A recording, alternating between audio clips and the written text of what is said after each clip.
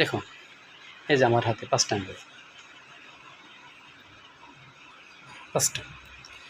আমাদের দেশের অধিকাংশ স্টুডেন্ট মানে যদি আপনি বিশ্লেষণ করেন এখন ভর্তি পরীক্ষা ব্যতীত যেগুলোতে ভর্তি হয় সাধারণভাবে high school, primary school, college বা জাতীয় বিশ্ববিদ্যালয়, এগুলোর মধ্যে এতে 90% স্টুডেন্টই এই 5টা আঙ্গুলকে একসাথে চালাতে চেষ্টা করে। তারা লেখাপড়া বাদে আর বাকি যা কিছু আছে সব কিছু এক সমান করে চালাতে চায়। কিন্তু স্টুডেন্টের প্রধান বৈশিষ্ট্য হবে সে কম পড়ুক বেশি পড়ুক লেখাপড়া করবে সর্বপ্রথম প্রথম টার্গেট এটি। তার মেধা ভালো না থাকতে পারে, তার পারিবারিক সমস্যা থাকতে পারে, অর্থনৈতিক সমস্যা থাকতে পারে, রাজনৈতিক, সামাজিক, মানে ভিন্ন ভিন্ন সমস্যা থাকতেই পারে। মানুষ তো থাকবেই, আর মানুষেরই সমস্যা থাকবে, এটাই স্বাভাবিক। কিছু মানুষ রাজার হালে জন্ম নিয়েছে এবং যেহেতু দিন বেঁচে থাকবে তারা রাজার হালেই থাকবে। যারা বড় বড় ব্যবসায়ী তাদের সন্তানরা সোনার চামচ নিয়ে মুখে নিয়ে জন্ম নিয়েছে পৃথিবীতে, সোনার চামচ নিয়ে মরবে এমন অনেক আছে। সেটা আমাদের দেশের মতো দেশে সর্বোচ্চ ধরতে পারেন 5 থেকে 10%, আর মধ্যবিত্ত ধরতে পারেন 20%, আর নিম্ন মধ্যবিত্ত বা একদম দারিদ্র এগুলোই 60 থেকে 70%, যারা প্রতি মাসের বেতন প্রতি মাসে প্রায় চলে, অথবা সর্বোচ্চ তাদের যে ইনকামটা আছে সে যদি সুন্দরভাবে চলতে চায় তাদের পরিবারের সদস্য বাপ মা সবাইকে নিয়ে, তাহলে সর্বোচ্চ মনে করেন 1-2 বছর তাদের যে ইনকামটা আছে বেশি 1-2 বছরের মধ্যে শেষ হয়। এমন আছে কতজনের 1 মাসে শেষ হয়। আমি এই কথা বলতেছি কারণ কি, যে আমাদের সন্তানগুলো বাইরে টাইরে ঘুরতেছে, কুর্তি করতেছে, কোনো দক্ষতায় নিতেছে না। সে 2010 সালের আগে জন্ম নেওয়া আমাদের মতো এদের চিন্তায় আসছে যে রাজা এবার চলতেছে আমরা, কিন্তু 2010 সালের আগের জন্ম নেওয়া শিশু আর 2020 সালে জন্ম নেওয়া শিশুর মধ্যে অনেক পার্থক্য। 2008 সালের আগে জন্ম নেওয়া একজন অভিভাবক আর 2000 সালের পরে জন্ম নেওয়া যদি কেউ অভিভাবক হয়ে থাকে তাদের মধ্যে অনেক পার্থক্য। কোনো চিন্তা করতো না, তাদের ছেলেমেয়ের আগেই লেখাপড়া করতো 2020 সালের আগে। আর এখন ব্যাগটা পর্যন্ত বাপ মা নিয়ে যায়, 4টা 5টা 6টা, কতজন আছে 10টা সাবজেক্টের মধ্যে 7-8টা টিচারও দিচ্ছে, তারপরেও ভালোভাবে রেজাল্ট করতে পারতেছেন। কোনো অনেকে করতেছেন, না পড়েও করতেছে, আমরা দেখতেছি।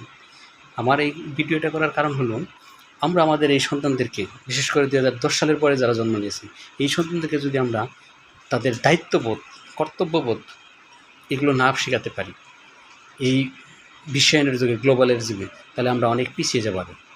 এমনিতে পিছিয়ে আছি। আমি বারবার উদাহরণ দিয়ে বলি, ডক্টর ইউনূস একজন হলেই চলবে না, লাখ লাখ ডক্টর ইউনূস হইতে হবে আমাদের দেশে। আশিক চৌধুরী 1-2 হলে হবে না, সাকিব আল হাসান 1-2 হলেই হবে না, মাশরাফি 1-2 হলেই হবে না, বা ওই যে বেস্ট টিচার কিছুজন আছে নাম করা বিনোদনের, এরা 1-2 হলে হবে না। আমাদেরকে এমন টার্গেট নিতে হবে প্রত্যেকটা গ্রামে যেন 2-1 করে জন্ম নেয়। এইভাবে আমাদেরকে তৈরি করতে হবে। মার্ক জুকারবার্গ শুধু আমেরিকা একজন না, অনেকটি, কিন্তু ওর প্রতিস্থাপন হয়েছে। এদের বিলিয়ন অনেক আছে, কারণ তাদের প্রজন্মই ওইভাবে তৈরি করে তুলছে। আমরা তো মিলিয়ন ডলার হতে পারবো, বা যাদের কোটি টাকার মালিক হতে পারবো, আমাদেরকে সেইভাবে তৈরি করে নিতে হবে।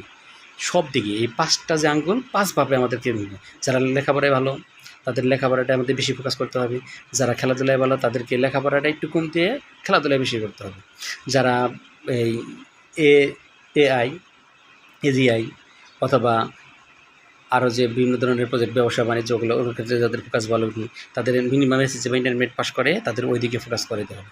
সরকারের প্রয়োজন পড়ে তাদেরকে লোন দিতে হবে। এটা প্রকল্প চলবেই।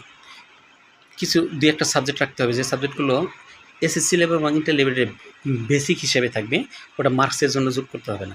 ওই সাবজেক্টগুলো কতটুকু কে বেশি পারে, কতটুকু গ্রহণযোগ্য নেয়, ওটা ওই দিকে ফোকাস করে তাদেরকে দেন। এবং স্বাভাবিকভাবে আমি সেদিন একটা ভিডিও দেখলাম যে তার শিশুদের দিয়ে বাজার করাচ্ছে, কারণ সে জানি সুন্দর করে গড়ে তুলতে পারে নিজের সন্তানকে, যে এইভাবে জিনিসটার দাম এইভাবে দাম করতে হয়, মানে সমাজের সাথে, বাজারের সাথে, মার্কেটের সাথে তাকে তাল মিলিয়ে চলার জন্য শিক্ষা দিচ্ছে।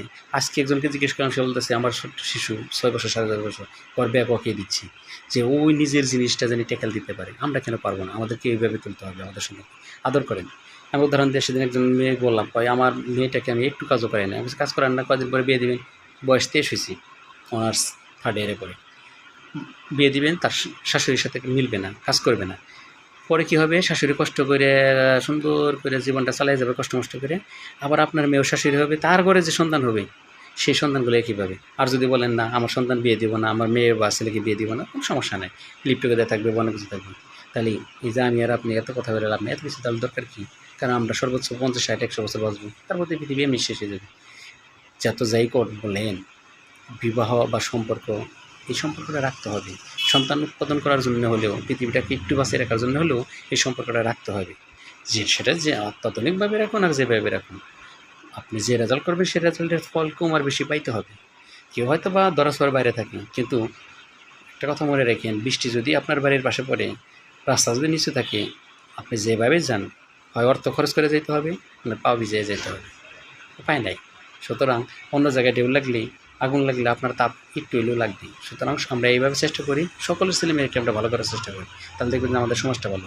আমি টিচার ভালো, আমি ডাক্তার ভালো, আমি ইঞ্জিনিয়ার ভালো, অন্যরা ব্যবসায়ীরা ভালো, তুলনামূলক আমরা সবাই ভালো হতে থাকি, আমাদের সবার ছেলেমেয়েদের ভালো করে, দেখবেন যে সবাই ভালো হবে।